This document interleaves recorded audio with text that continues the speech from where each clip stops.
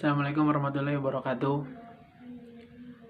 Perkenalkan, nama saya Abdul Said dari Pendidikan Fisika 2019.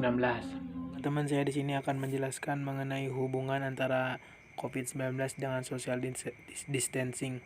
Sebelum sampai ke sana, kita harus mengetahui dulu apa itu COVID-19. COVID-19 dan dengan coronavirus ini berbeda ya teman-teman. Nah, coronavirus itu merupakan virus yang menyerang saluran pernapasan dan ada sekitar 20 jenis spesies virus yang bisa menyerang saluran pernapasan. Nah, namun yang tercatat yang berbahaya hanya 8, sisanya tidak berbahaya. Di antaranya ada SARS, mungkin teman-teman udah tahu ya, SARS yang menyebar pada tahun 2003, dan ada juga MERS. Teman-teman juga pasti udah tahu dah yang tahun 2012 dia menyebar. Dan yang ketiga ada COVID-19 ini. Mereka semua termasuk jenis spesies dari 20 spesies coronavirus. Nah, dan COVID-19 ini tersebar persebarannya titik awalnya dari Wuhan, kota Wuhan, Cina. Dari Cina hingga ke seluruh dunia. Dan diberitakan oleh WHO pada Desember 2019, sehingga persebarannya bisa dihitung dari bulan sebelumnya, November atau Oktober 2019.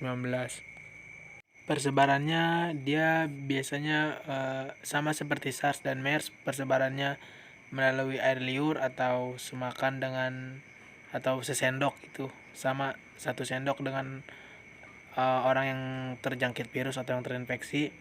Tetapi COVID-19 ini dia bisa bisa menularkan dengan cara sentuhan saja teman-teman.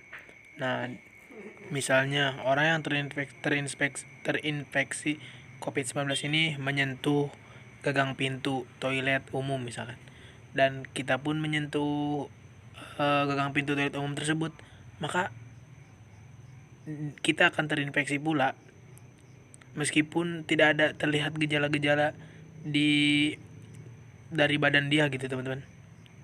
Oh iya, gejala-gejala pada COVID-19 ini diantaranya ada batuk-batuk, sesak napas, pilek, sakit kepala, terus sesak napas dan demam. Sesak napas ini merupakan udah gejala tertinggi yang mengharuskan kita untuk melapor ke dokter atau konsultasi ke dokter. Dan untuk mengetahui antara hubungan COVID-19 dengan social distancing, saya membaca artikel yang diberi oleh dosen dasar komputasi, Bapak Asep. Terima kasih Bapak Asep udah memberi artikel yang menurut saya sangat membantu. Nah, di artikel ini ditulis oleh George J. Milne. George J. Milne melakukan pemodelan untuk kota Newcastle dan negara Australia, karena populasi mereka itu hampir sama, sekitar 272 4.009. Nah, 272 ya, 409. Nah, dia itu melakukan 70% pengurangan kontak sosial.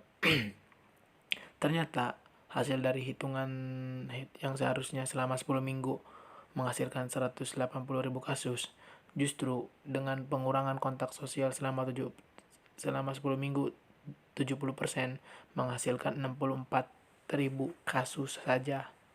Dan setelah itu dia melakukan pemodelan lagi dengan 50% pengurangan kontak sosial dan isolasi kasus, dan tercatat dari 180.000 ternyata 85.000 yang tercatat. Nah, dari situ saja kita bisa tahu dari 70% yang pengurangan kontak sosial dengan yang 50% pengurangan kontak sosial plus isolasi kasus, sedangkan yang 70% ini menghasilkan 64.000 kasus, dan yang 50% ini menghasilkan 85.000 kasus. Sudah jelas 70% pengurangan kontak sosial sangat efektif untuk mengurangi persebaran virus ini. Selanjutnya, JRJJ Milne melakukan pemodelan lagi dengan melakukan penundaan aktivitas selama 8 minggu dengan 90% tidak hadir di tempat kerja dan 70% pengurangan kontak sosial. Ternyata tidak sampai 8 minggu, dengan 7 minggu saja tercatat hanya 3.300 yang terinfeksi yang dihasilkan. Nah, jadi penundaan aktivitas dan pengurangan kontak sosial dan penutupan tempat kerja itu sangat membantu untuk mengurangi persebaran COVID-19 ini. Kesimpulannya adalah betapa pentingnya social distancing untuk mengurangi persebaran COVID-19 ini. Nah, bila teman-teman ingin ngobrol atau ngerumpi gitu, ngegibah, teman-teman bisa gunain WhatsApp gitu atau video call. Apalagi sekarang teknologi sudah maju gitu teman-teman. Jadi baiknya kita tuh harus social distancing lah. Dan social distancing ini sangat perlu ya teman-teman untuk mengurangi persebaran, karena nih contohnya nih misalkan ya ada orang yang terinfeksi virus COVID-19. Nah kan persebarannya itu kan bisa melalui air liur yang muncrat gitu kan ke kita. Bayangin kalau kita ketemu gitu, kita bersosial gitu, kita ketemu sama dia, ngobrol, dan kita nggak tahu kalau dia itu terinfeksi COVID-19, karena COVID-19 ini gejalanya timbul selama 14 hari gitu ya. Dia gejalanya timbul, jadi kita nggak tahu dia terinfeksi apa enggak gitu. Misalkan kalau dia ngomong muncrat itu kena mulut kita dan nauzubillah menzalik kita kena gitu, gimana? Kan susah gitu. Malah nambah kasusnya, malah nambah orang yang terinfeksinya. Nah, jadi alangkah baiknya kita semua bersocial distancing atau tidak bersosialisasi untuk kali ini atau untuk tahun ini. Bisa saja ini sampai setahun, karena SARS aja ya, penyakit SARS itu pernapasan itu yang serve acute respiration syndrome, itu salah satu spesies dari coronavirus juga.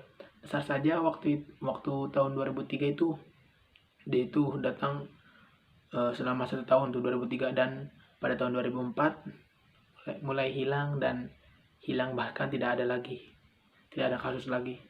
Meskipun terakhir saya baca itu tercatat ada di Cina kena penyakit SARS gitu. Nah, itu pun kan menggunakan hitungan matematika, dan dengan menggunakan hitungan matematika dan dia itu nggak bersosial distancing, nggak bersosialisasi gitu. Jadi untuk mengurangi itu aja yang persebarannya melalui air liur. Sedangkan COVID-19 ini yang lebih ganas, dia bisa persebaran melalui sentuhan tangan saja. Berarti kita harus lebih jauh dari orang lain gitu teman-teman. Karena COVID-19 ini bisa tersebar dengan sentuhan saja teman-teman. Jadi alangkah baiknya kita bersocial distancing gitu ya teman-teman.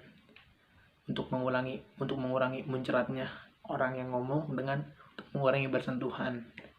Nah, jika teman-teman mau ngobrol ya teman-teman bisa pakai WhatsApp untuk video call gitu kan.